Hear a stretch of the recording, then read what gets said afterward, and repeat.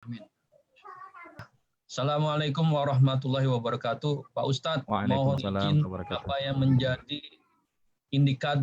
indikator bahwa ibadah Ramadan kita diterima?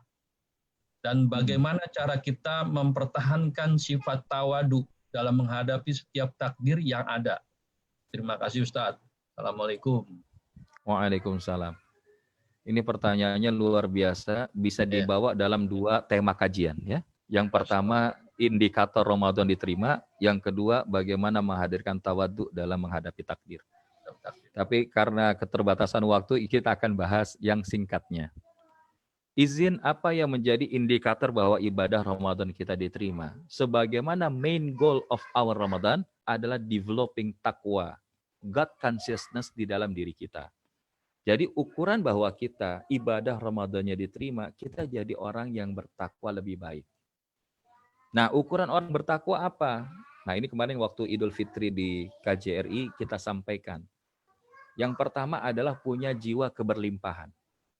Alladzina yunfiquna fis sarra'i wad-dharra, yaitu orang yang menginfakkan hartanya baik dalam keadaan lapang maupun sempit. Jadi kalau dengan Ramadan mentransform seseorang dari yang tadinya bakhil, pelit, hitung-hitungan, transaksional, maka kemudian begitu selesai Ramadan dia jadi orang yang mudah berbagi, mudah memberi, apalagi kepada orang-orang yang membutuhkan. Sehingga dia tidak hitung-hitungan dengan hartanya. Karena apa? Yang dia hitung-hitungan kalau Allah kasih harta tapi tidak menjadi jalan ke surga gitu.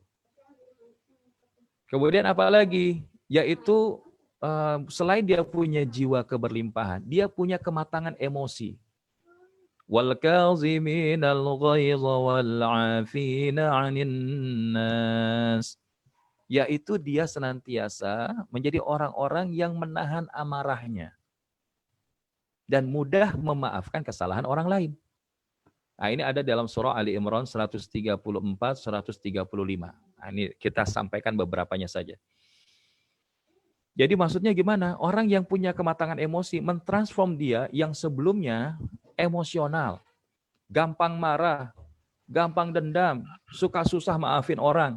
Nah, begitu Ramadan selesai, dia ternyata jadi hamba-hamba Allah yang ternyata nggak mudah marah, bahkan nggak jadi orang pemarah. Orangnya nggak emosional, nggak meledak-ledak gitu. Dan ketika kemudian dia mendapati ya ada kezaliman yang dilakukan oleh orang lain kepada dirinya, maka kemudian dia tidak menjadi orang-orang yang tanda kutip baperan. Baperan itu apa? Yaitu bawa perasaan. Saya nggak akan maafin dia kalau dia belum sujud di dalam telapak kaki saya. Wah, itu namanya baperan itu. Orang yang dia Ramadannya berhasil nggak kayak gitu. Ketika dia Ramadan, ketika bahkan dia sudah memaafkan walaupun orang itu nggak datang ke sama dia. Ya, walaupun orang itu nggak minta maaf sama dia, tapi dia dalam hati bilang, ya Allah, saya sudah maafkan dia, ya Allah. Ya, dan ini memang yang perlu kita lakukan. Ya, jadi ya kalau kita tahniah di hari Idul Fitri kan biasa gitu, saya mohon maaf lahir dan batin. Ya sebenarnya kalau dalam Islam bukan mohon maaf, tapi saya sudah memaafkan Anda lahir dan batin. Cuman masalahnya kan kalau ngirim WhatsApp gitu, ya selamat Hari Raya Idul Fitri, Id Mubarak, saya sudah memaafkan Anda lahir dan batin. Kok kayaknya nggak enak banget gitu ya, karena nggak biasa. Tapi kalau bagi kita sebetulnya memaafkan itu lebih utama. Memaafkan lebih utama. Jadi dia, bagaimana orang yang Ramadannya diterima, akan terlihat dari bagaimana sikap emosinya yang semakin tenang. Apalagi kalau dia dapat Lailatul Qadar. Lailatul Qadar itu salah satunya menghadirkan ketenangan. Orang itu kalau dilihat menenangkan. Bisa jadi tanda-tanda orang yang dapat Lailatul Qadar. Nah, ini kelihatan wajahnya tenang semua. Ini kemungkinan tanda-tanda sudah dapat Lailatul Qadar ini. Ya kan? Ya bahkan videonya nggak dibuka saking tenangnya begitu kan. Nah jadi ya ini adalah poin bagaimana Ramadan kita diterima. Dan yang ketiga adalah ya, Syekh Farhad baru muncul videonya. Yang lain coba lihat kalau memang betul-betul ya tenang gitu kan. Karena ini kelihatan yang tenang-tenang inilah min ahli Lailatul Qadar ya. Barjo. Alhamdulillah. Nah, jadi yang ketiga adalah dia senantiasa greedy untuk melakukan kebaikan. Serakah untuk melakukan kebaikan. Pokoknya apa? Wallahu yuhibbul muhsinin. Dan Allah mencintai orang yang berbuat baik. Dia udah bantuin renovasi Masjid At-Thahir, dia udah bayar zakat, dia udah bagi infak sedekah, dia ikut ngaji, dia pokoknya senang melakukan kebaikan. Selama dalam hidupnya itu bisa melakukan kebaikan, dia lakukan kebaikan. Ya, termasuk bahkan ada beberapa ayah bunda di LA dan beberapa daerah lain, ketika kita posting saling mendoakan, ya bunda doakan Ananda sehat semua, gini. Itu kebaikan. Jadi kebaikan itu bisa dalam hal yang sederhana, minimal apa? Mendoakan tanpa harus ngomong-ngomong. Misalkan gini, Kang Tisna, ane udah doain antum nih, ya. Jangan lupa kirimin toprak telur. Wah, pokoknya toprak telur terus ini kan. Nah, kalau kita ngomong dan mengharapkan efek dari itu namanya modus. Nah, itu berarti ada ciri-ciri bakal zong. Tapi kalau kita sudah doakan saudara kita, doakan teman-teman kita, doakan jamaah kita dengan ketulusan tanpa harus mengharapkan balasan, insya Allah inilah yang akan menghadirkan kemenangan di dalam hidup kita. Dan yang keempat adalah dia senantiasa bersegera di dalam bertaubat.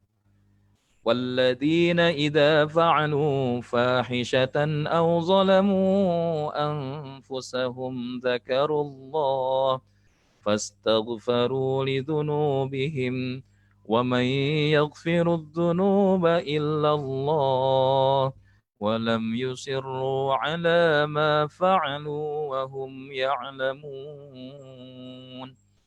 Yang dia ketika ingat pernah melakukan keburukan, tidak baikan, kezaliman, kemaksiatan, maka saat itu juga dia langsung fastaghfaru lidzunubihim. Zakarullah, ingat Allah dan kemudian istighfar atas dosa-dosa mereka dan kemudian mereka tidak mengulanginya lagi. Artinya apa? Hijrah. Hijrah dari yang sebelumnya masih suka maksiat, selesai Ramadan, dia udah benci tuh sama maksiat.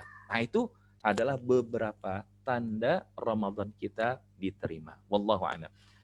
Sementara bagaimana cara mempertahankan sifat tawadhu dalam menghadapi setiap takdir yang ada, kita kaitkan dengan yang tadi kita sampaikan saja. Ada bahwa everything belongs to Allah. Segala sesuatunya milik Allah. Buat kalau kita hari ini merasa sesuatu itu karena belongs to me, itu bisa jadi ciri kita akhirnya enggak tawadhu.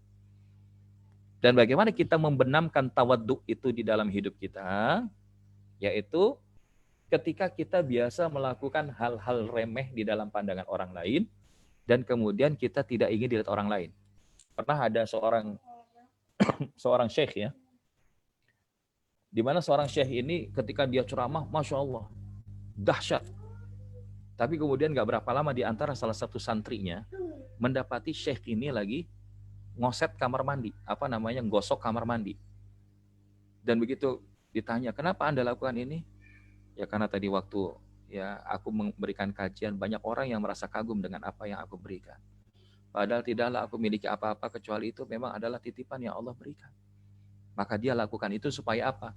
Supaya orang melihat dia, ya dia biasa-biasa saja gitu. Dan Masya Allah ketawaduan itu juga hadir di dalam diri Rasulullah. Rasulullah pengen punya rumah mewah, bukan hal yang sulit. Tapi Bilal sampai nangis lantaran apa? Lihat Rasulullah tidur di atas pelepah kurma yang kering. Sehingga meninggalkan bekas di bagian tubuh belakangnya itu. Maka di dalam konteks menghadapi setiap takdir, ya kita selain tawadhu, artinya adalah bagaimana menghadirkan sikap optimis tadi. Optimis bahwa Allah Subhanahu wa Ta'ala, Rabb yang Maha Segala ini, memberikan kebaikan-kebaikan bagi kita. Dan ketika kita yakin bahwa segala sesuatunya ada milik Allah, ya kita wakafkan diri hidup kita itu hanya untuk Allah. Ya. Nah jadi bagaimana kemudian agar menghadirkan sikap tawadhu dalam menghadapi takdir, kembalikan kepada Allah. Dan kita sibuk dilihat Allah dan tidak sibuk memakai topeng. Kenapa hari ini orang sibuk tenggelam dalam ketinggian diri? Karena dia sibuk pakai topeng. Topeng merasa diri lebih baik, topeng merasa dirinya lebih suci, topeng merasa dirinya lebih benar, topeng merasa dirinya lebih hebat, dan seterusnya. Tapi kalau dia lepas topeng itu, bahwa tidak ada kebaikan apapun kecuali itu adalah datang dari Allah dan itu adalah milik Allah, maka dia tidak akan sibuk untuk kemudian meninggikan dirinya. Wallahu a'lam.